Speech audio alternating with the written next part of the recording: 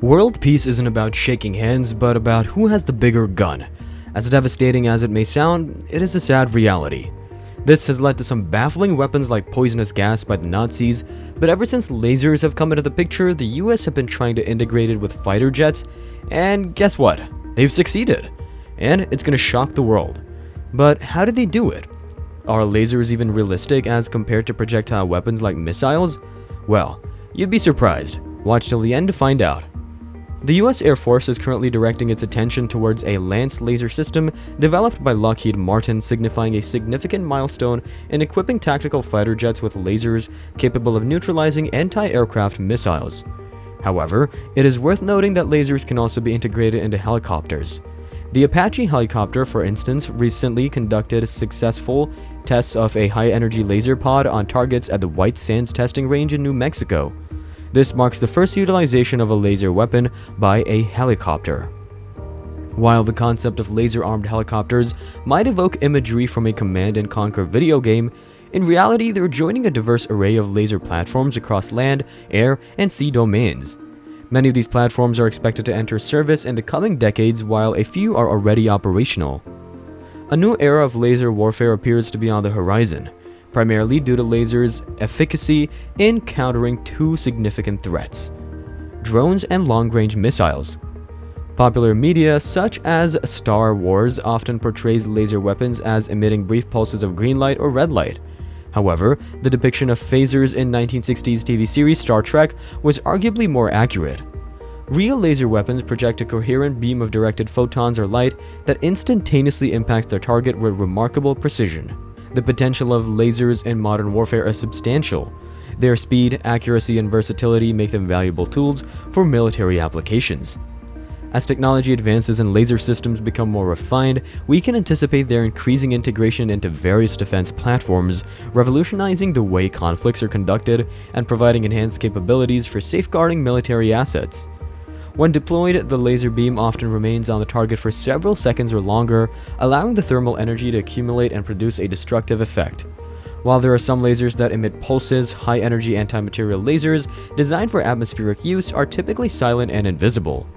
They operate at optical wavelengths that are indiscernible to the human eye. In contrast to the weapons portrayed in Star Trek, modern laser weapons are more inclined to burn a hole in a target or cause it to ignite rather than vaporize it entirely. So why opt for lasers instead of traditional projectiles like bullets, shells, or missiles? Lasers offer exceptional accuracy and speed as they travel at the speed of light and are largely unaffected by gravity. This makes them highly suitable for intercepting fast-moving targets such as incoming rockets and artillery shells.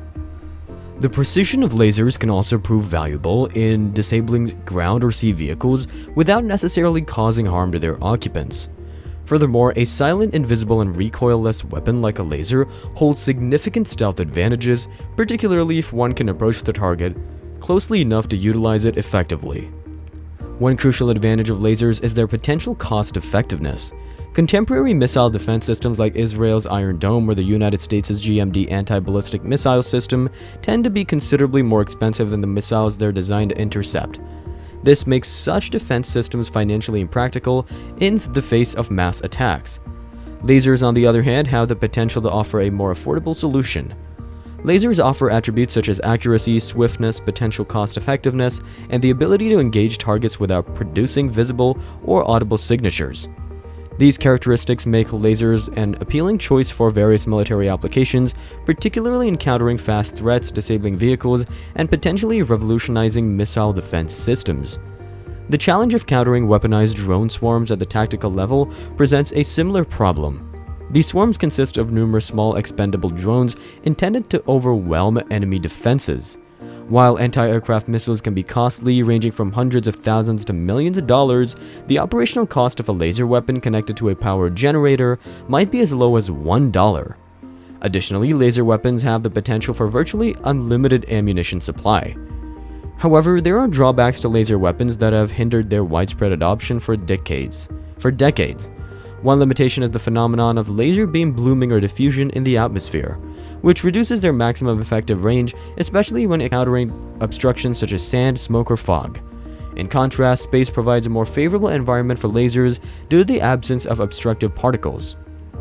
Moreover, lasers may face challenges when attempting to burn through denser materials, requiring several seconds of continuous contact to inflict significant damage.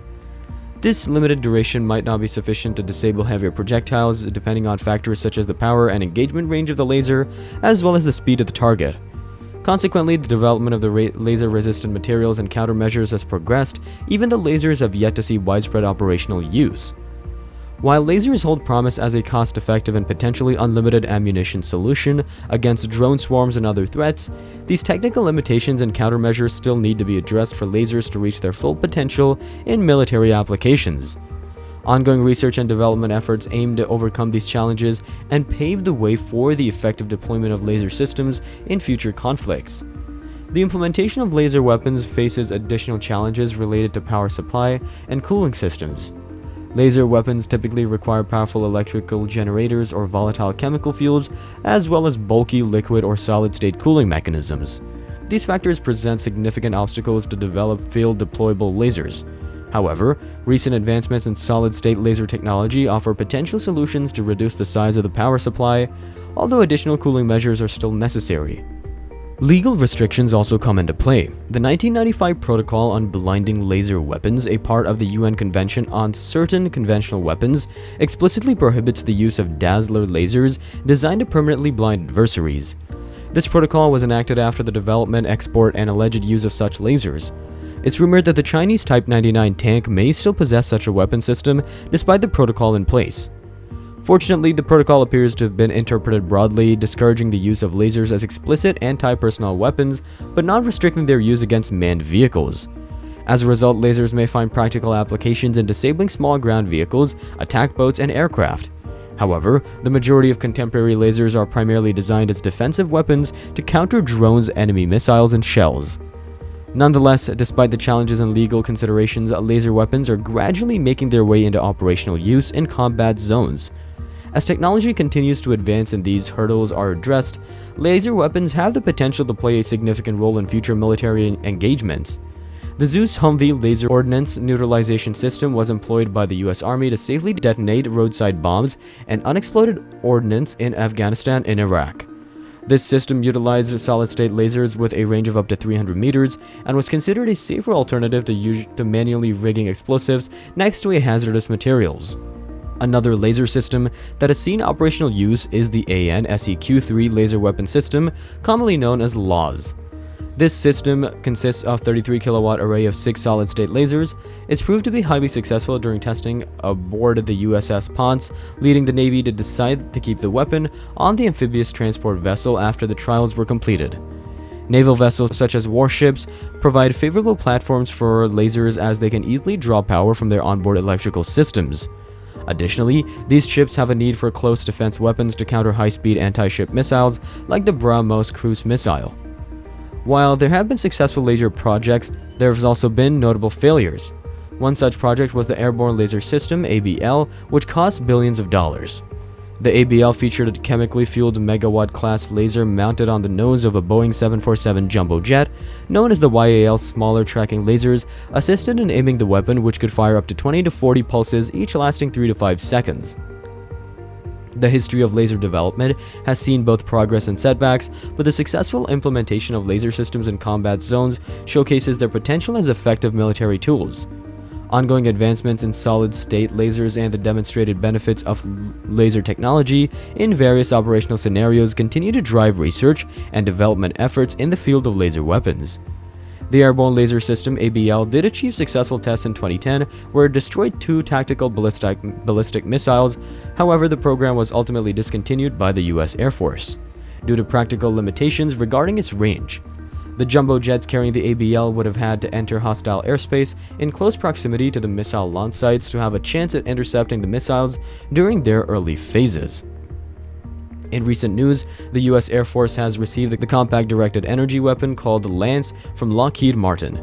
This marks a significant advancement in equipping tactical fighter jets with laser systems capable of eliminating anti-aircraft missiles.